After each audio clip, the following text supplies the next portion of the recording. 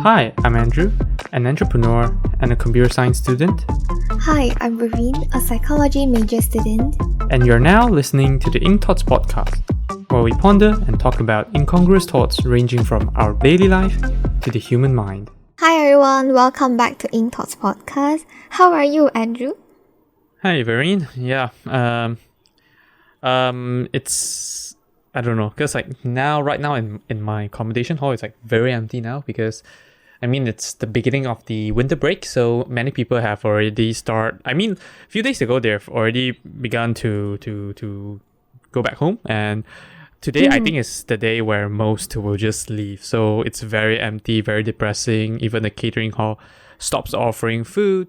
I think today is the last meal that they're offering, and it's not really a proper meal. They just offer some toast, some milk, some cereal for those who are heading back, so that they won't have to return home with an empty Starve. stomach.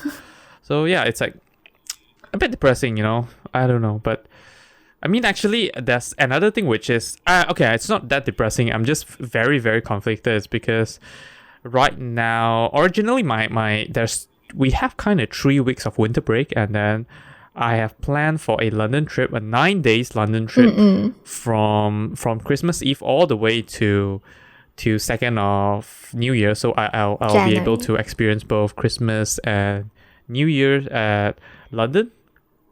But the thing is, now there's the rising of COVID cases because of the new Omicron variant. Yeah, the good thing is I've actually gotten my booster, but my arm is still sore even though it's like 2 days later. No other symptoms, but yeah, I'm not really sure whether should I just go London. Even till today, I am very conflicted. The thing is, like, we know that today is as of yesterday, UK have have already been breaking COVID numbers record for the past 3 days, and then yesterday was like 93,000, and then there's like 3,000 something Omicron cases. So total now, I think there's like 11 or 14,000 Omicron cases. I'm not very sure.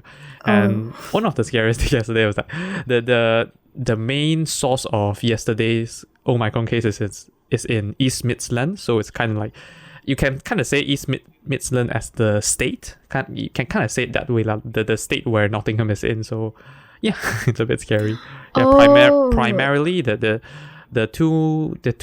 two states with most Omicron cases are London and starting from yesterday, East Midlands. So yeah, it's quite scary.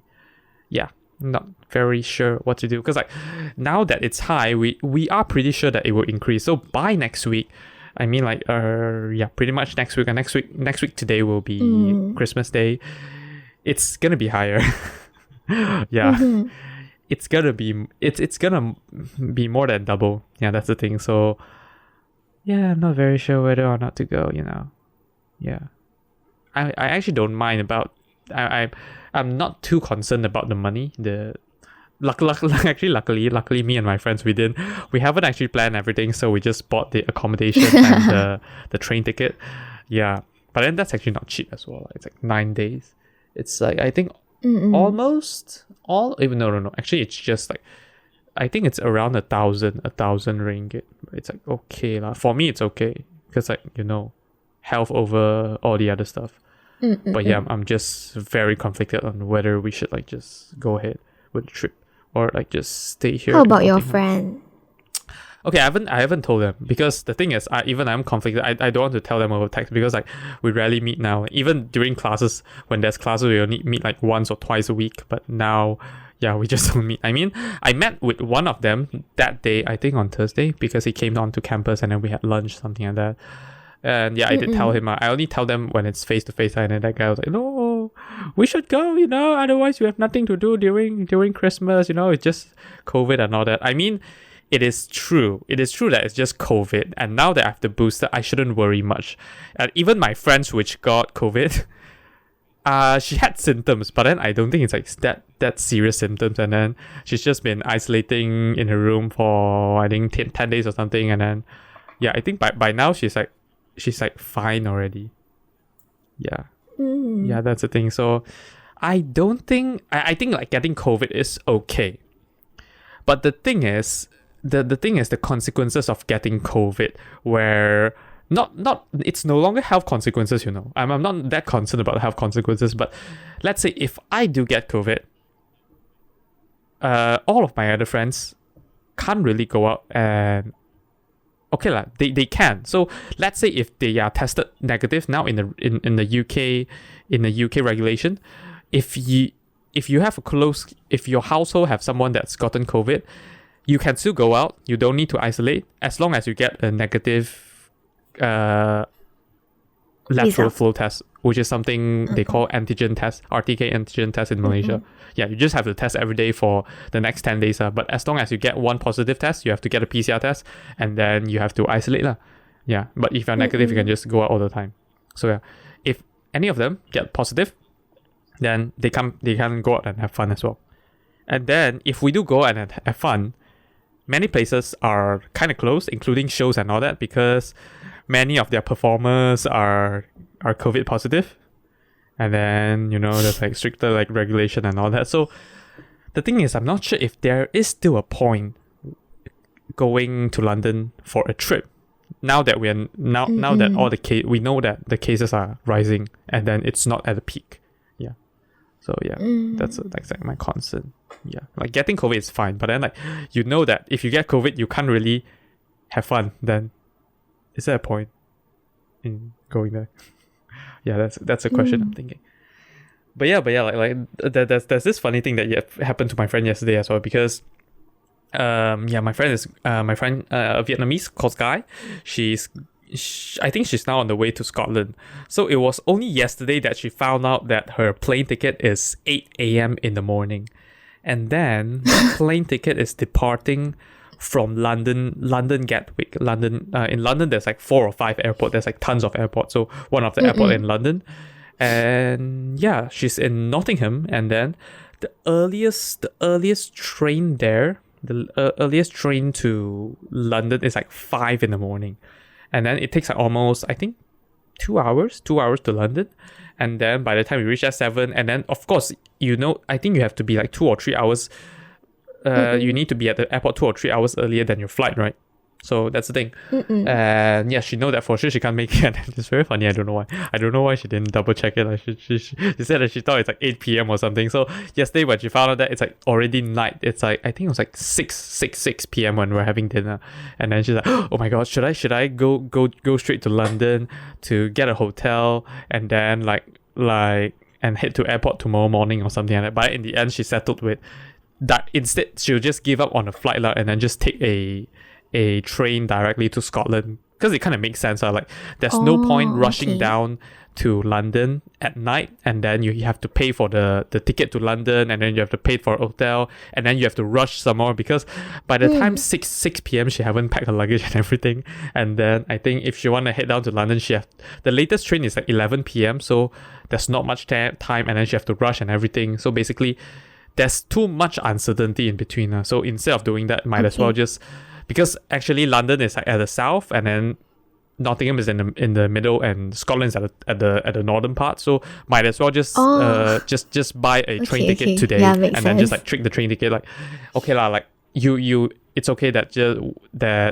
she's not able to use the flight ticket, but then at least you save the hotel, and then you save on the train ticket to London, and then you don't have to rush for all this kind of stuff.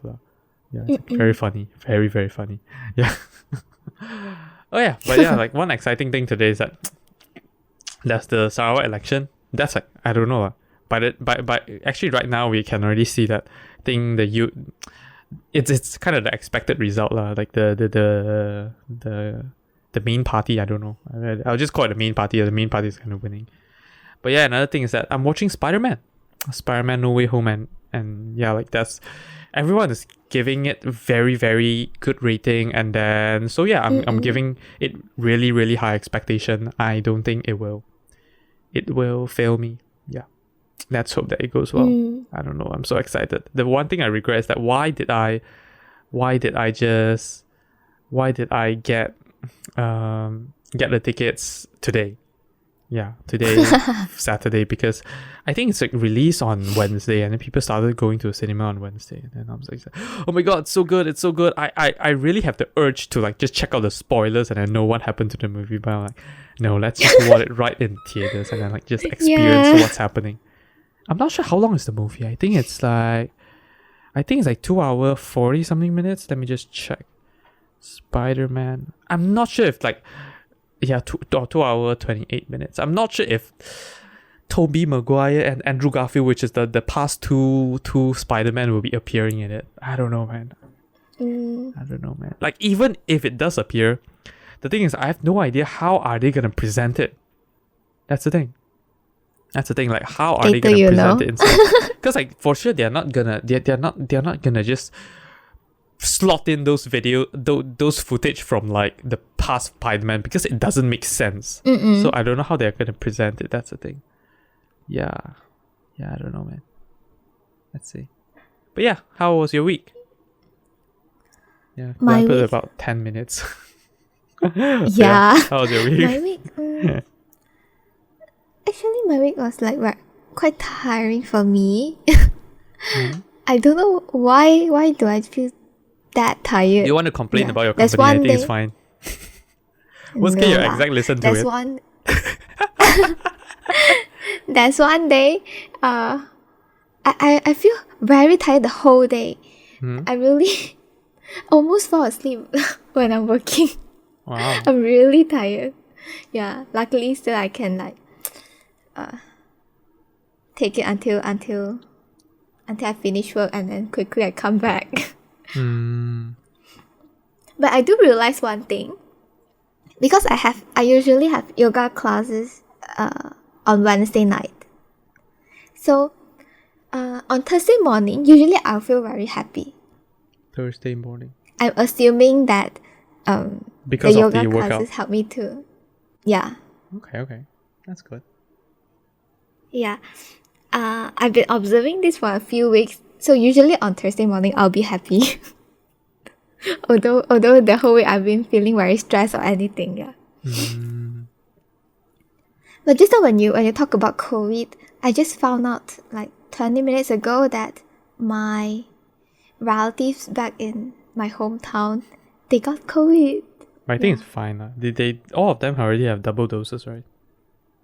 Yeah, but the thing is, my grandmother, her lungs are quite weak Oh, okay. in the That's a bit bad. past. Yeah, Yeah, that's a bit bad. that's my concern lah. For my cousin and my uncle, those I'm okay lah. Just my grandmother.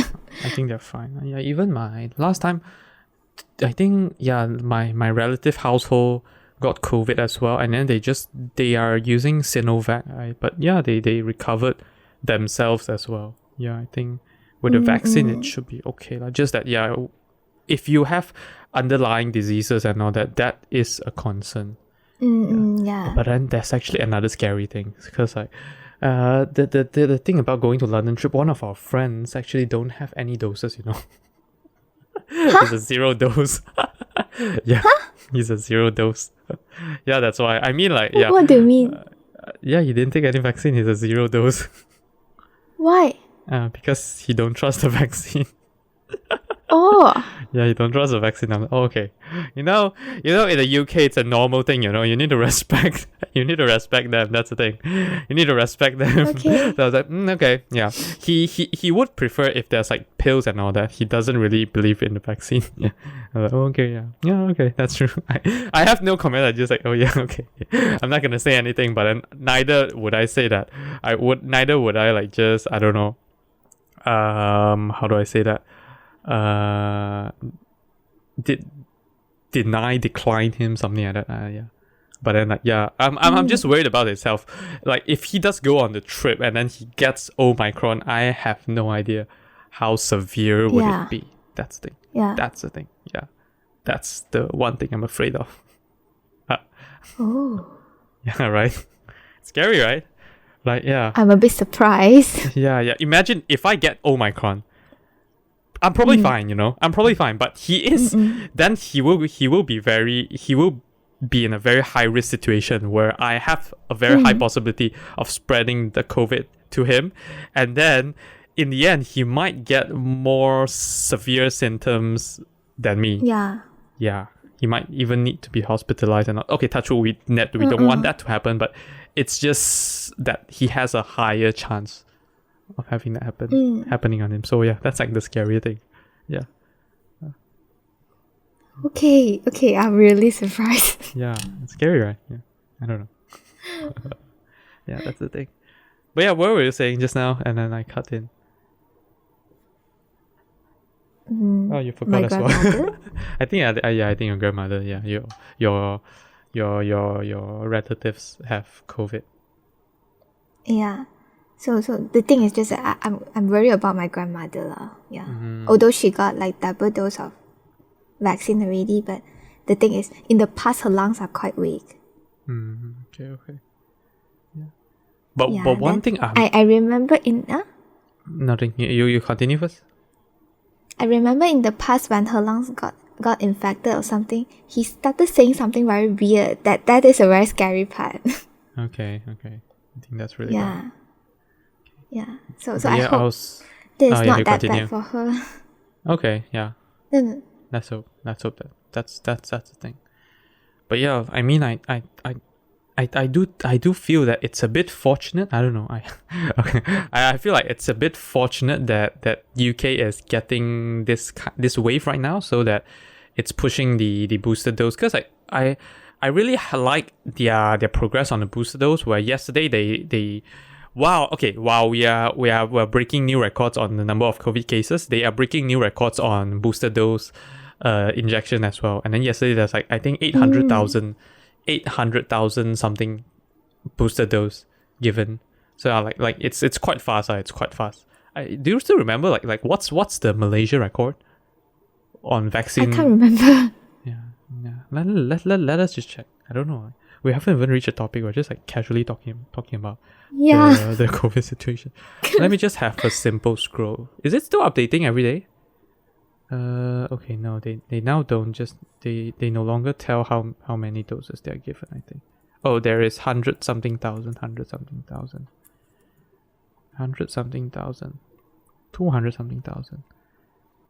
Was that like 500,000, 500 something thousand as well back then? Well, when's the highest number? 100 something thousand.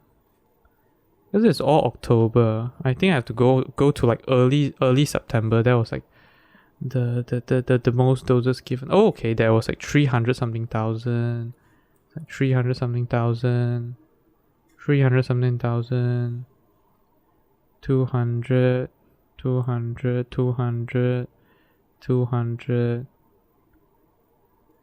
Yeah, I think mainly 200 something. Okay, maybe 300. 300. Yeah, not bad. I mean, like, okay, then maybe UK can still push a bit further. Because I think a UK population like maybe 3 or 4 times of Malaysia. So yeah, I mean, I'm quite fortunate that they are doing this, because I know that I'm pretty sure that it's inevitable for Omicron to just enter any country. So it's expectation that Omicron will be a worldwide thing, because at this stage you can't close your economy. Yeah. That's a reason why the UK is having this strategy where instead of having lockdowns, they are pushing booster rollouts, because they want to make sure that the economy is running as normal, instead of like just keeping people at home and then preventing the virus from spreading around. So yeah, I mean, I do hope that the booster rollout is going well, and then Omicron is actually not that severe. Yeah. Because like, I don't know, man, it's like very conflicting research. Like South Africa says that it should be quite mild, but the Imperial College of London says that there's no proof saying that, like from current research on all the UK Omicron cases, there's still no evidence saying that it's actually milder than the Delta variant. So yeah. So yeah. I don't know. So yeah, get your booster dose whenever possible. So that because like for sure Omicron is gonna reach every single country. I'm pretty sure on that. yeah, so yes, I think Okay. that's our So- updates. Yeah. Spend 20 minutes updating our lives. Okay. Okay. So what are we going to discuss today? Alright, so today we are actually talking about education through fear or acceptance. So basically, there's two kinds of way of education method in this world, and the popular one is always education through fear. So what you do is you always instill fear in someone. That's why they will try to learn this thing. Yeah, they try to learn this thing. Like, let's say, if you don't learn the subject,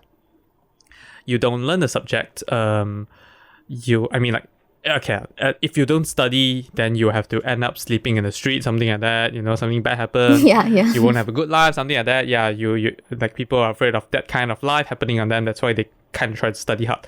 But I think, I'm not sure if it's recently. I'll say it's like more recently now that, after the information age, and then more we kind of see more new ideas around the world. I would say that there's a new way of education method. It's called education through acceptance, which is what I find in more of the success, this is like the way where successful people teach their children. So instead of making their children be fearful of what might happen, that's why they try to learn stuff. You actually tell them that this will happen no matter what. You can't prevent it from happen. You have to accept that it will happen. So now you have to find ways to overcome it instead of like trying to prevent it from happen. So you accept that there is always a possibility of you living on the streets. Not because you don't study. A lot of things can happen. Even if you study hard, shit can still happen, recession, whatever, war, whatever, and all that. But the thing is, with a skill, you can do things you want. You can always be useful. You don't really need that skill to survive. Like, in an ideal world, with that skill you do things you like. But let's say in a worst case scenario where there's war or there's like a recession or something, with the skill you have, you can apply that skills and find somewhere to use it so that you can learn to overcome this thing, something like that. So which method should we use? Or we can say that in this way, where which will be the method you use to teach your children in the future? Okay, when we look at this way, of course, we might want to choose the acceptance one, but can we really do that is another story. Okay, that's because I believe there's a lot of things like a lot of factors affecting this, because maybe the way we grew up, and then unconsciously we have the idea of doing that, right? Yeah. We have to we will just like accidentally start teaching them in like the way of instilling fear, something like that. But sometimes I do find it a bit contradicting, because I believe like nowadays people are emphasizing a lot of education, but somehow, okay, we all people might have different ways in educating the younger generation, but the thing is that I found out that even teachers nowadays, although they told us like we shouldn't like compare, and so compare with each other or what, but they themselves, they are comparing maybe their own children, which like you are instilling fear in them, being compared, being judged. Okay. Did we talk I don't know. about this? I really. What? I don't know. Continue. Yeah, I really dislike this thing, that as an educator you're doing this, but at the same time you're telling your student that you shouldn't be comparing with each other.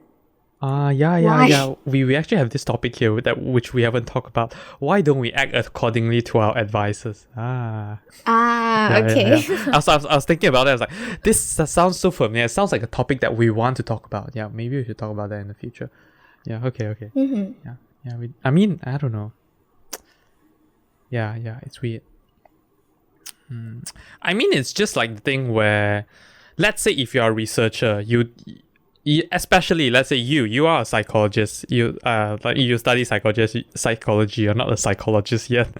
But yeah, let's say you happen to be a researcher in the future where you study about how you strongly believe in one single opinion or one single hypothesis where this should work out. That's why you're doing on this experiment, but it doesn't mean that you do the same thing to your children, right? Like let's say like doing this should improve your children learning ability, something like that, but then I don't think you still do that, right? Isn't it?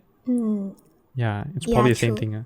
But then I do understand that the example I'm giving now is different to the one that you're talking about, because like those they are talking about, I don't know, they're just being narcissistic because they're just saying something instead of, I don't know, they're not doing the way that they advise others do so. So yeah, they're just being a bit narcissistic. Like whatever I say and do is correct, even though they are not the same, something like that. Yeah, you say one way, do another way, something like that. Yeah. Yeah, actually what triggers me about this is that the other day my friend told me, I hope she don't mind I share this. I don't know if she will be she won't listening listen to this. Okay. Okay, so she told me that, okay, there's something that happened during our secondary school time, and so there was a like unhappy period for her. So there's this teacher who, because her mom is also a teacher, a primary school teacher, and so there's another teacher there who's the daughter is in the same class as my friend. Okay, so there's something that is not very good happened to my friend, and then the other teacher she's like comparing her own daughter to my friend. It's like something that my friend is not that good as her daughter, something. I feel like you're a teacher, you're an educator. Why would you want to do this? Yeah, I think this is one thing that is very common within the, at least from what I shouldn't say that it's just solely on Malaysia education sector. It could be the same thing in other countries, but then from what I see, Malaysia's education sector has this problem. Like educators are not true educators. I don't know. They are not professional enough. They're just not professional enough. I would say that thing. Yeah. Yeah, or maybe one thing that is lacking is the open-minded. Maybe that's the thing. Possibly. Yeah, I would say like even many, that I'll just say that many teachers in Malaysia are not qualified enough to be teachers. Yeah, they are like kind of just teaching from the books instead of actually have the passion of teaching and then finding ways on what should be the better ways on teaching, something like that. Yeah. Yeah. That's why that is probably why they don't act accordingly to their advices, because like whatever they teach is like from the books, and then whatever they do is from their mind. So they never really studied what they actually want to teach. They just like teach according to the books. They are just like following orders, all that. Yeah, they don't really think lah. Yeah, that's the thing. Well, sometimes I think they are not even following orders. They just read from the book. We can read ourselves what? I mean, they are following the orders. They just read from the books. That's like the following order, because like whatever the book says, then they just teach. Yeah, that's the thing. The lazy way, I mean, like that's why they created a generation of lazy students. I have to say that even we are part of the bunch of lazy students, because we find the easiest way out, like them trying to find the easiest way out, where they try to just follow answer guidelines, something like that, and then we always try to follow any reference, something like that. We never really spend time thinking and all that. Yeah. And this kind of leads to something which I had yesterday. So about one of my results should be released yesterday, and then in the end it actually got released. And then I got a fairly low mark. I got like 47 out of 100, which is I consider very low. And then I was very upset because the thing, of course I'll find ways to feedback this, because I'm not sure if that's the first time this teacher is teaching this module. I feel like it is, because I don't think it makes sense that. So what it's doing is that he gave us a case study on a particular case, and then we are supposed to identify the 5 principles that it did not follow. So there's like all this kind of computing professional principle and all that. And then so what didn't this case study follow? So we have to talk about the 5 principles, and then we have to explain in what ways it did not follow that 5 principles.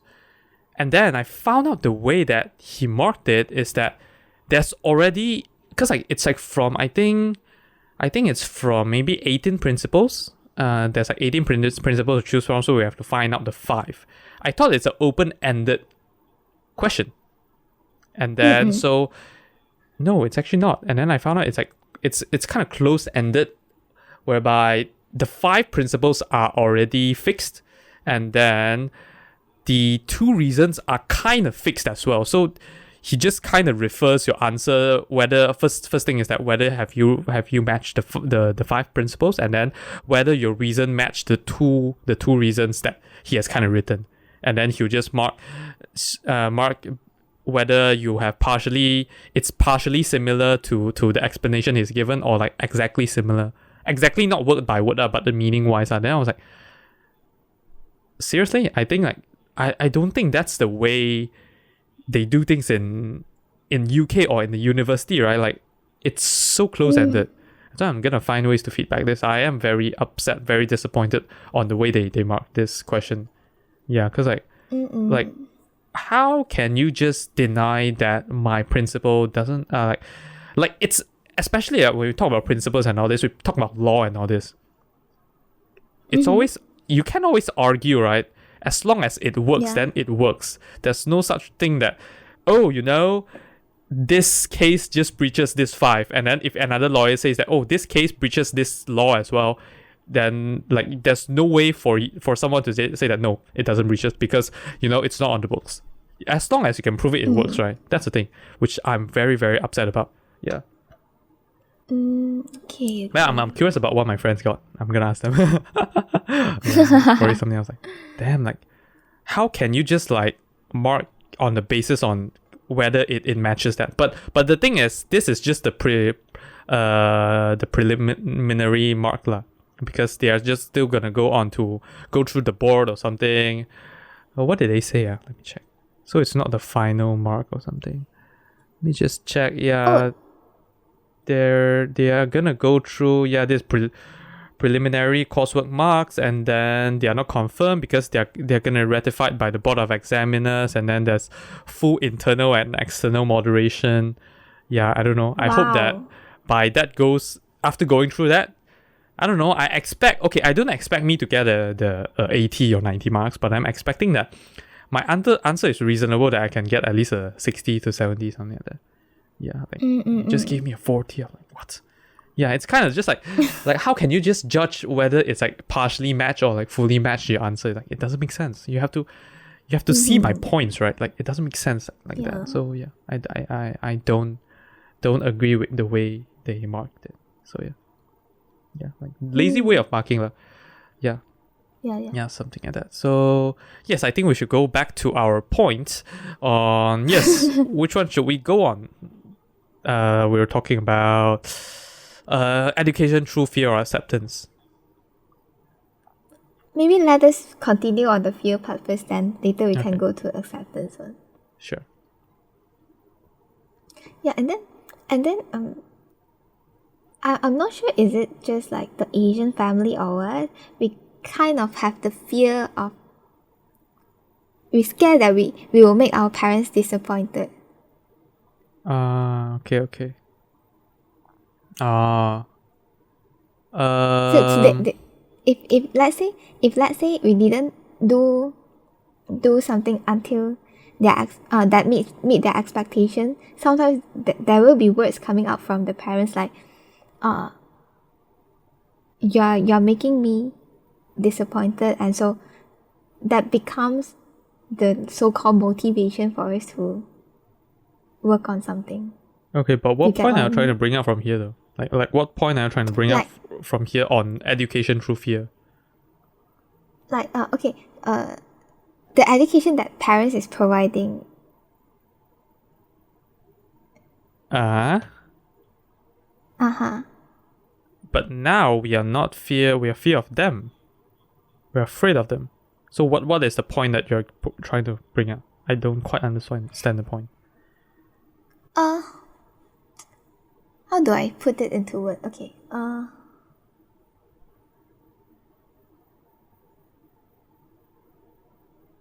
Okay, the whole thing is like we are doing this just for the parents because we are fearful of making them disappointed. But where does the education part comes from? Did they teach us to be afraid of them? Because now we're talking about education through fear though. Yeah, but I believe education doesn't just limit to like the teachers or what.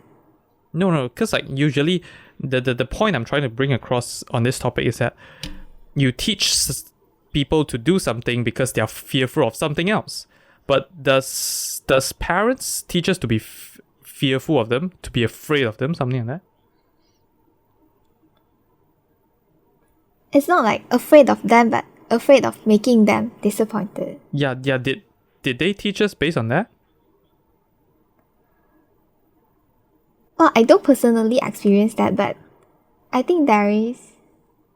Like, isn't that an internal thing instead of like an internal thing, societal thing, instead of what they actually taught us? Like, they didn't specifically say that, okay, if you don't do this, I will be disappointed. That's why, and when I'm disappointed, you should be afraid because like something will happen. Like, there's no such. Do they teach kids this way? Like, isn't it the societal thing?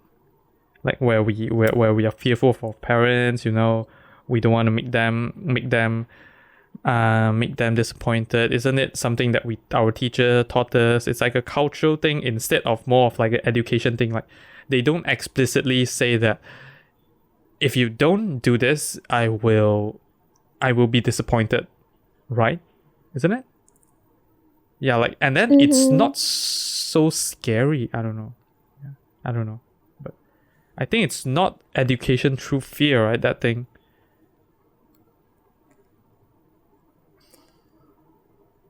Okay, I want to defend my point, but I just can't find the right words to wait. Then you have to explain it, otherwise I can't understand it. Okay, yeah. Okay, I agree that they don't say it like explicitly. But it will indirectly make us feel that we have to do it or else. Okay, the consequences is making our parents disappointed, and that's the thing that we want to avoid.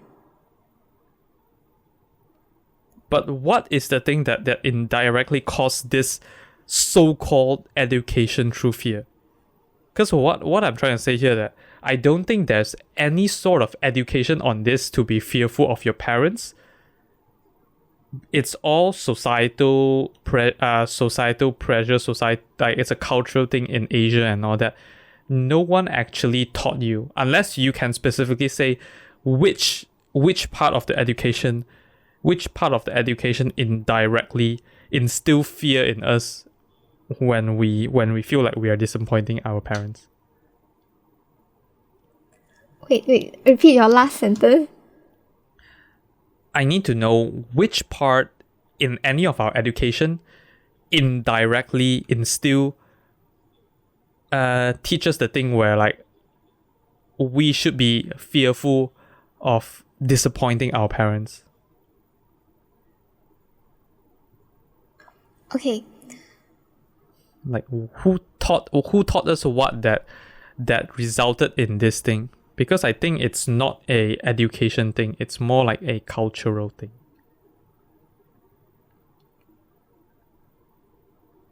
I do agree that it is the cultural thing, but I think it is somehow still related because today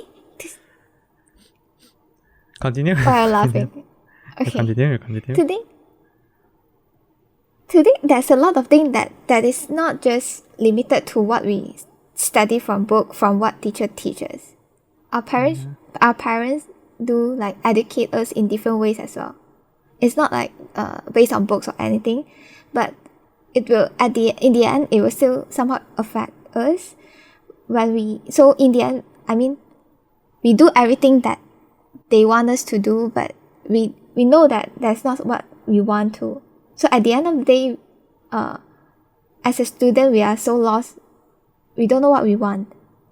Yeah, I know, but isn't that a cultural thing? Because even until now, you can't point out the point in education, which part of the education, which part when people is teaching you, instill the fear of disappointing your parents. Yeah, you keep saying that, okay, like it kind of brings out this, brings out that. It's a cultural thing, it's a cultural phenomenon where we grew up this way, where your friends do it this way, but which part of the education instill this thing? Like you couldn't point that out. That's the point I want to understand. I don't think this is a education thing that makes us feel like, oh, we're disappointing our parents. Yeah, like we're fearful of this. Like you can't point it out. When who or what kind of teaching made show this? Do you understand what I mean?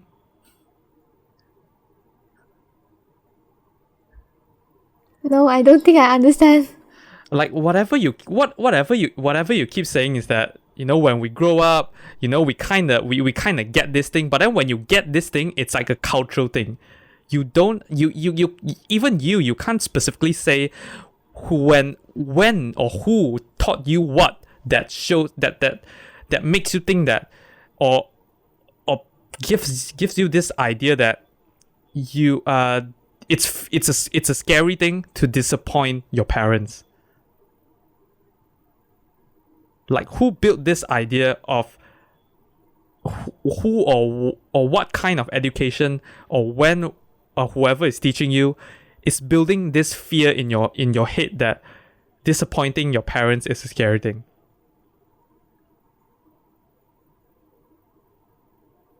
Because I can't agree that it's an indirect thing if you can say which kind of education, who is teaching you that bring this idea into your head.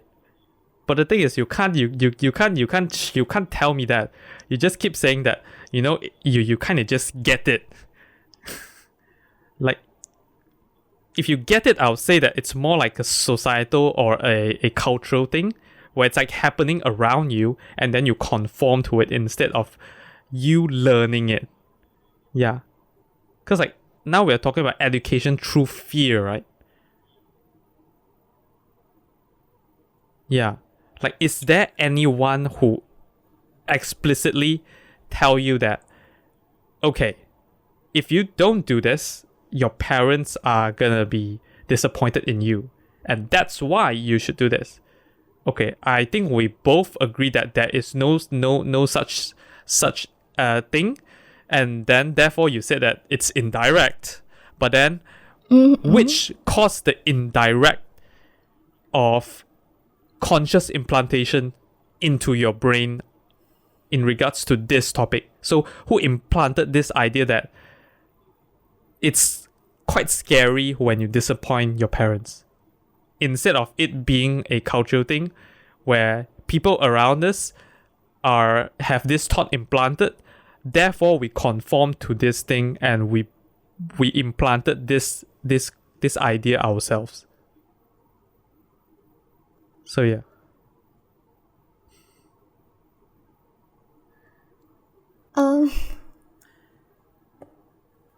Like, who indirectly implanted this idea? If you say it's indirectly, like, no one directly planted that. No one said that by doing this, you will upset your parents, and then it's a scary thing. But then there's an indirect one, right? There's no direct one, so there's an indirect one. So who indirectly implanted this thing? Parents. But through what education? When what are they teaching or something like that? Because I would argue that this is a cultural thing. They did not implant it in any way. Okay. I don't have a very good answer for this now. Can we just give it, and then if I get it, then we come back. Is that okay? Okay, sure.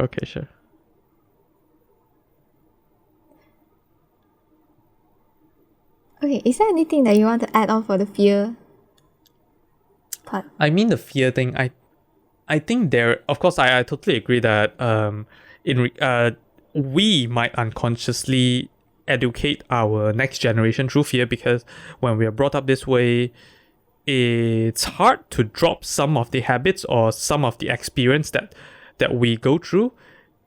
Yeah, we always weigh our own experience greater than the unknown, so we are more afraid of things that has already happened to us than things that have never happened to us. Yeah, but so we always when we think of that, when we always say that, oh, let's do whatever we've done instead of things that we have never do before or something like that. But yeah, it's still, I don't know, it's just like a thing where whenever we learn or something, whenever we try to improve, we just do things, we just do things that we don't want, even though we don't want to do it anymore. Yeah, something like that. We just have to force ourselves to do it, because I'm pretty sure if we keep, I don't know, it's a feedback loop. Like, if we keep using this fear thing to teach our children, they are always fearful of more things, and then in the end, they'll do less things. They won't go out and explore, because us as humans, us as humans living on this earth, one thing that kept us alive is by exploring.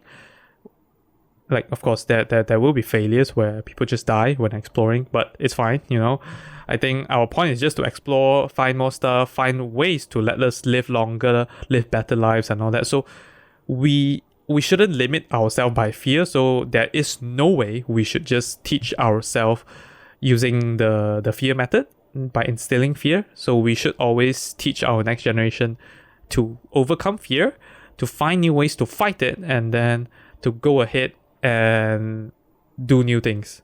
Like, failing is like normal, like fail, so what?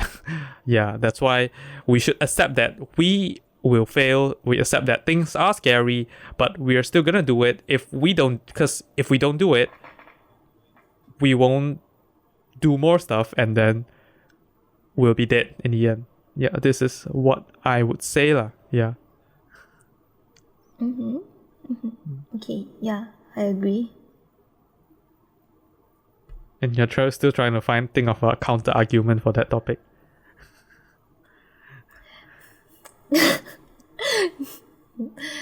Okay, I still can't have, I mean, I still don't have a very good answer to that yet. Okay. So that's all for the fear part. I don't have anything to add on. Okay. Okay, then maybe we can move on to the acceptance. Okay. Do you want to start first? Because at first I think I get the acceptance part a bit wrong until you explained earlier. Do you want to start first?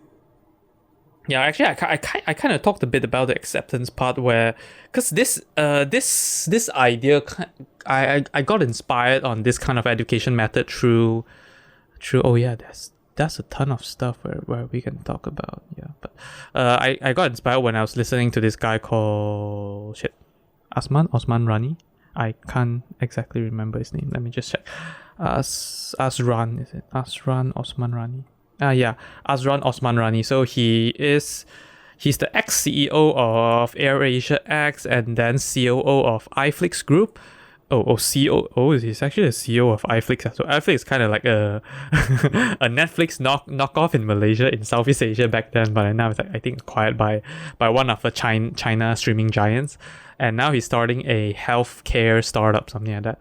And then he went through a very serious accident because he is a cycling enthusiast, and then he went through a very serious cycling accident that caused him to be bedridden for like months, I think.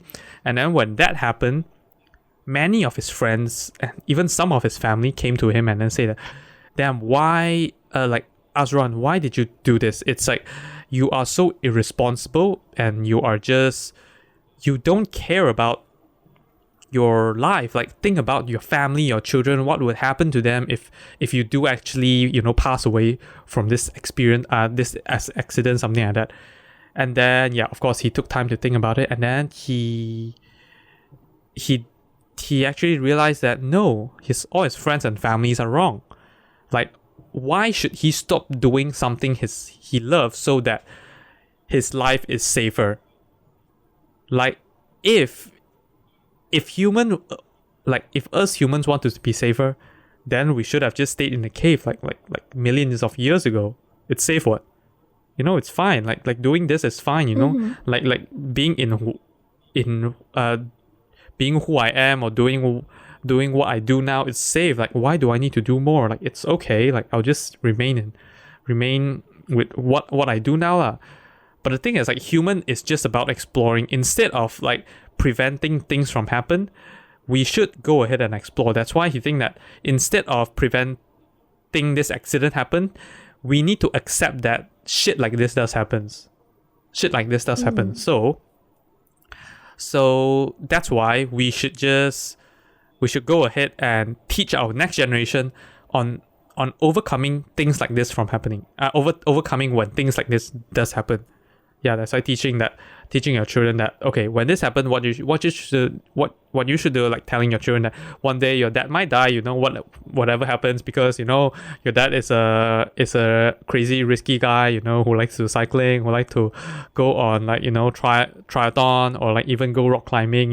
Someday your dad might just fall off a cliff and then die, something like that, and then you're gonna find ways to live your own life, something like that. Okay, that sounds a bit scarier, but then I don't know. I myself can't really think of how to teach my children this, but I think a simpler example is that, which I totally agree, and then I talked to you about this before. I think because we are talking about this topic, that's why we'll keep our podcast explicit, because yeah, it's a bit it's like when we talk about sex topic. I talk about sexual topic, definitely we should always talk to our children about this, because the thing is that it's inevitable that this will happen. Definitely, our children will have sex at one point, whether they are underage or like at the mature age. We can't be sure, because the thing is, they don't need permission from us to have sex.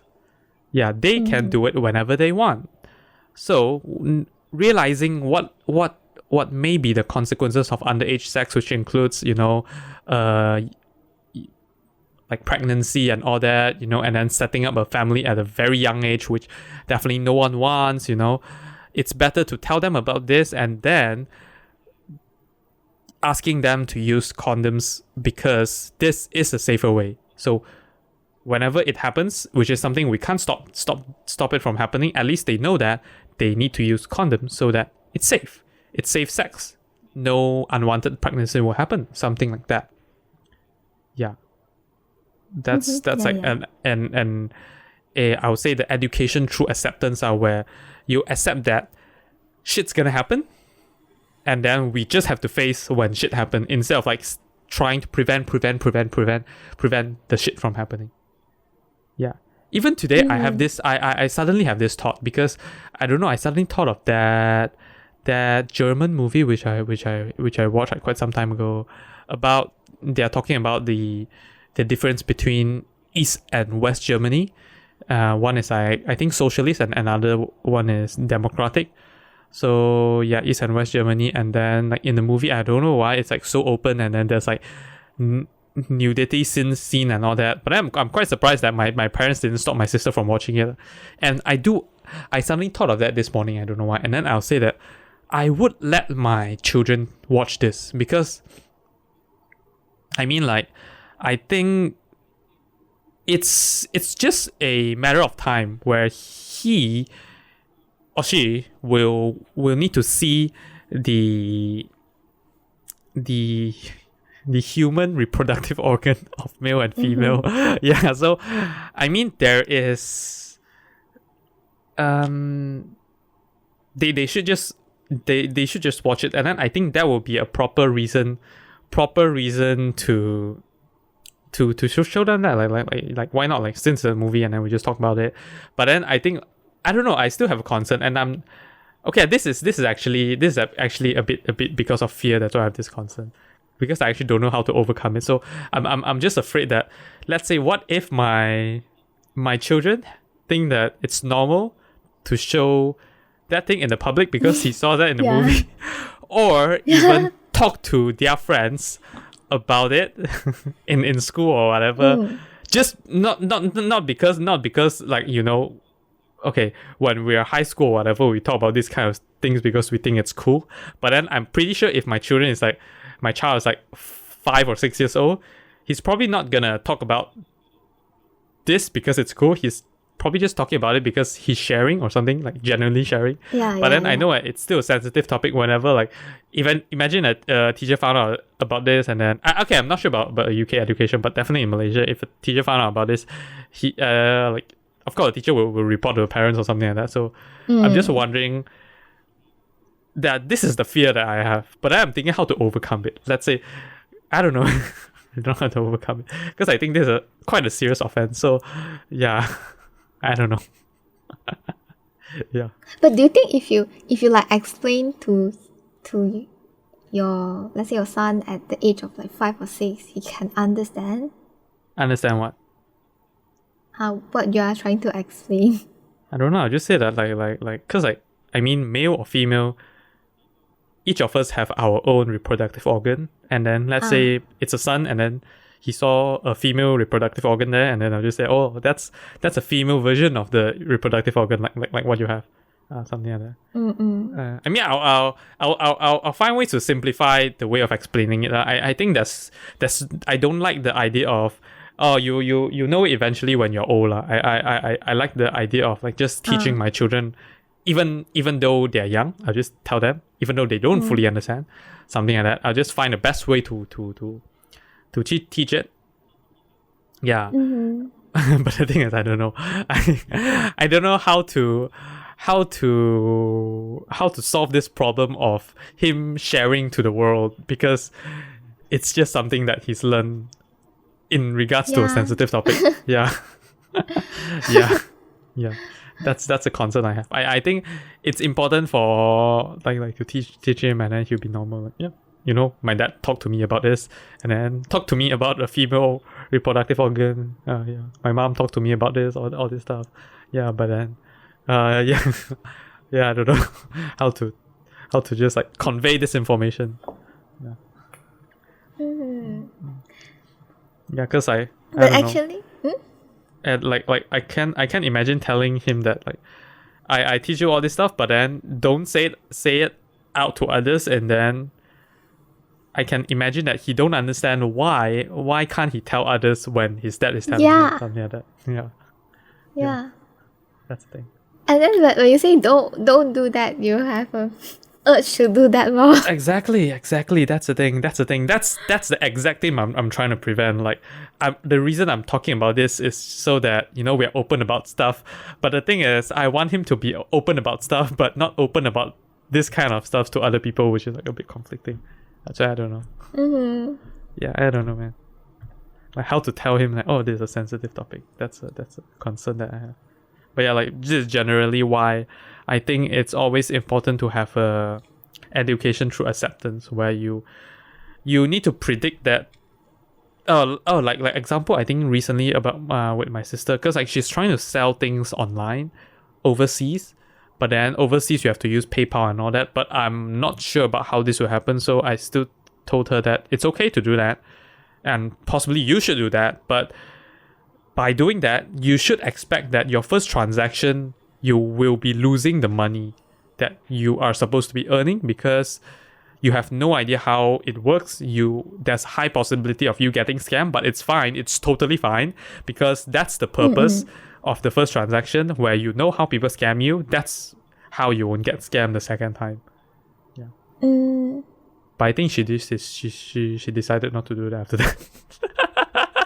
But I really like how you usually like teach your sister about things like this. I mean, this is a new idea which I and I think it's hard for her as well, because she grew up through the education through fear as well.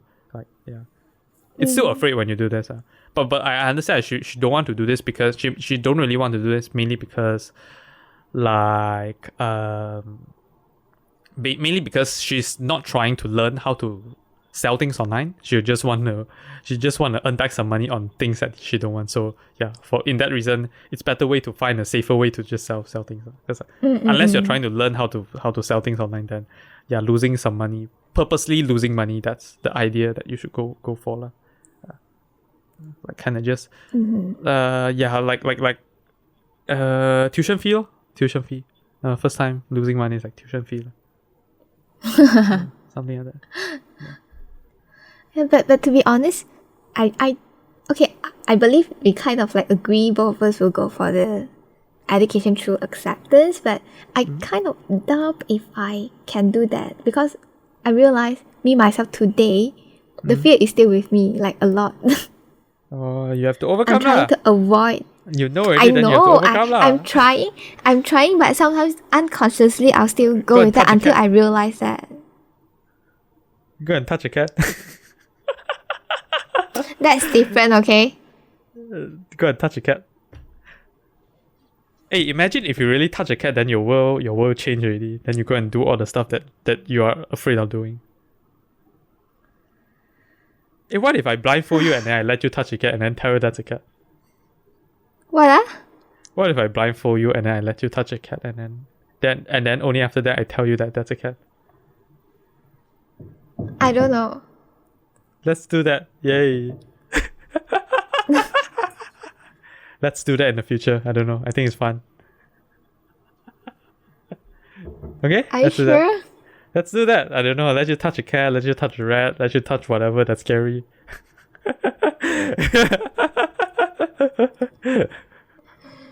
In my imagination, I'm really like, oh no. Your imagination is going wild. Okay, but yeah. No, I mean, I don't know, like if we're talking about education through acceptance, then we're kind of just teaching our children that okay, I think I'll just teach our children that, you know, by your first time, it's okay. I don't know, man. I don't want to demotivate them. I don't want to tell them that when you are joining a competition first, you'll be losing. But okay, probably I'll just tell them that it's okay to lose your first competition, and it's pretty normal, because you lose it, and then that's where you learn the stuff, and then that's how you can win the next time, because after you lose the first time, I don't know, I just haven't figured out a way. No, the thing is that you can do it after their competition, right? That's not that motivated. That will become a motivation instead. You get me? Really? I don't know. I want them to build the right expectation, because if they go into the competition thinking about winning, and then when you lose, you can't listen whatever your other people is talking about, like when we talk about it's okay to lose or something like that, because you're so fixated on you lost and then you did not win. That's at least that's what I think if I have the expectation of winning. But then if I have the expectation of losing, I don't know, I will be okay with it, and then I will notice more things, because I'm not just thinking about winning now. Yeah. I don't know. I'm thinking about building the right expectation, instead of like just trying to motivate, saying like, oh, do your best. I think you can win, something like that. So I'm thinking like, or just telling them that, it's your first time. I'm happy that you participated. That's a very good thing. But then like, it's okay to lose, because most people lose on their first round, which is a very true thing. If I actually show him all the records of Olympic and all that, most people lose when they first join the Olympics. They don't get to the finals or whatever, and then it's like only after many tries that you actually improve. Yeah, something like that. Yeah, I don't know how to be both realistic and motivating. I don't know. Yeah, because I think it's a better way this way, where like accept that lose and okay, that I lost, but I don't know, I found out that something. I mean, I don't know. That's the way I hope I teach my children, but I don't know how to do it the right way as well. Yeah. Not that I have a children right now. So that's your homework until you have a children one day. I don't know. I would say that even by the time I have a children, I have a second children, I have a third children, I will still not have a right answer, because all this kind of stuff is always a work in progress, where try and error. You just try and error. There's no right answer. There's no best answer. There's always the better answer. Yeah. Yeah, and every children is different. What? Oh yeah, that's the thing as well. You need to approach them in different ways also. Yeah, that's another thing. That's true. That's very true. Yeah. Yep. Okay, anything else? If not, shall we wrap up? Yeah, sure. Okay, so we agree that we would like to go for the education through acceptance, right? Yeah. I mean it's kind of, I'm pretty sure even before we started the podcast, we both agree on that. Yeah. Just that you still can't you still can't figure out your counter argument for that. Like how was the fear of disappointing parents get instilled directly into our consciousness?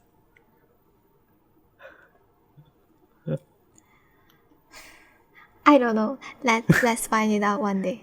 Okay, sure. Okay. Yep. Any insight this week? Any insights this week, Andrew? Do you have any insights? But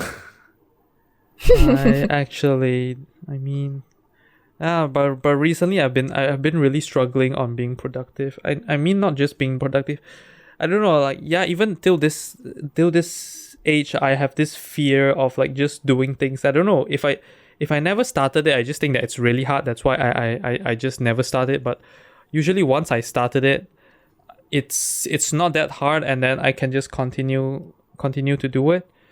Yeah, I just have this trouble of starting. But then now what I'm trying to do is that I just have to build the right environment to work. Yeah, I just have to build the right environment for me to work, where now I have to just start my Spotify playlist. I have to start my Spotify playlist. I have to turn my phone to focus mode so that no messages will come through, except WhatsApp, because it still goes onto my Mac. Actually, I can close WhatsApp, so I can probably just like quit WhatsApp. Yeah, I can quit WhatsApp. I should probably add that onto my work mode, and then I should turn on my Pomodoro timer. Yeah. So yeah, I think like setting an environment is quite important. Like, it's been 2 years since the pandemic started, but then I still haven't figured out how to properly work from home. Yeah. Okay. Yeah, that would be. I kind of understand that feeling. Okay, like for me, at the beginning of my work, most of the time I'm working from home. That time I'm like very motivated because it's just the beginning. But if you ask me now, if every day I stay at home, then different story. But now it's a mix though, so it's different. Yeah, so like yesterday, I just made myself go to that place to just like work outside the whole day, and then, I mean, it's quite good, but not. At least I can't. Even if I nap, I don't sleep for like 1 hour 30. Like, I have a bed. I just like nap for like maximum 30 minutes because I can't really sleep that well there. So yeah. Yeah, It's a yeah. better thing. Yeah. The environmental thing. And then on your way you have your blanket, everything is like so comfy. Yes, exactly. It's like the best of everything. Yeah. So you can get a very good sleep. Yeah. Okay, anything else? Nah. That's it for me. Okay, actually You have an I insight. think Ooh. 2 days ago when we are having a meeting with my colleague, then they asked about what have you learned this year. So I realized that in the past I don't think I'm a perfectionist or anything, but I But started now you think you realizing are. it. Uh, yeah, but I'm trying not to be, because in my work, it's definitely not going to be It's what I it's expect impossible to every be time. perfect, Yeah, that's the especially thing. when it involves another third party because it's out of your control. Yes. So I'm trying to like not to be that, but still it takes time lah, Okay, and understand. effort as well, because you have to like, you put in so much of your hard work, but in the end it's not going to turn out the way you want. Understand. Yeah. That's the thing. That's the thing. Yeah. Yeah, I mean that's the thing as well. Like yesterday, after getting a result, I feel a bit sad as well because realizing that I might not be able to get a first class. If worst case I do get like just 20 something, it's quite hard for me to get a first class. And I was like, it's fine. Worst case I just get a second upper. It's not that bad as well. It's a second upper. Yeah, true. It's a It's not second that upper, bad. and then like people are just aiming for a pass, and then you got a second upper. Like, yeah, it's not that bad as well. Second upper is second upper. Who cares? Yeah, don't make Yeah. myself so tough. Yeah, but I just hope that Yeah. this doesn't allow me to slack off on all my other tasks, and then just like, yeah, my new goal is second upper. Yeah, just something like, yeah, like, it's okay to be second upper, something like that. Because like, it's out of Yeah. my control. Like, I can't really control that guy marking. So of course I'll make my feedback, but that's all I'll make. Yeah. As long as you know you have did your best, then yeah, can lah. Yeah, that's the thing. If you know you didn't, then there's a question Yeah. to Then yourself. that's my problem now. Yeah. Okay. Anything else? Nope. That's it. Okay then. Thank you everyone for listening to this episode of podcast. If you have any feedback or anything to share with us, do drop us an email or message us on Instagram, Facebook, or Twitter. Yeah, please We will do. We respond to really you. want your Yeah. feedback. I really wish that we receive Yeah. feedback. I like if I do receive a feedback one day, I'll feel that we are so popular. You what? No, but I'll just feel that our podcast got so popular. I'm still waiting for that day. Yeah, I'm still waiting for that day. Okay then. Thank you everyone. And bye bye. Bye bye. Thank you for listening to this episode of the podcast. If you enjoyed, do share with your friends and family and leave us a review on Apple Podcast. If you're not using an Apple device, you can leave a review on the Apple Podcast website with the link in the show notes. If you have any feedback or thoughts which you hope that we'll discuss in the future, feel free to email them to us at hello@incthoughts.com, or alternatively, you can send us a private message on our Facebook, Instagram, or Twitter with the username of incthoughtspod. Thanks again, and see you all next week. Bye bye. Why are you playing with your hair? I want to tie my hair, man. It's not that easy to tie my hair, and then my neck is a bit. I don't know. I think I slept with a slightly wrong position yesterday. That's why it hurts a bit here. But yeah, I'm just trying to tie my hair. I'm still learning to tie my hair. I don't know. It's a nice hairstyle, but not that nice after a few attempts because I kind of ruined it. Yeah. Okay, do you have anything to talk about now? Nope. Let's end here. Okay then, yeah.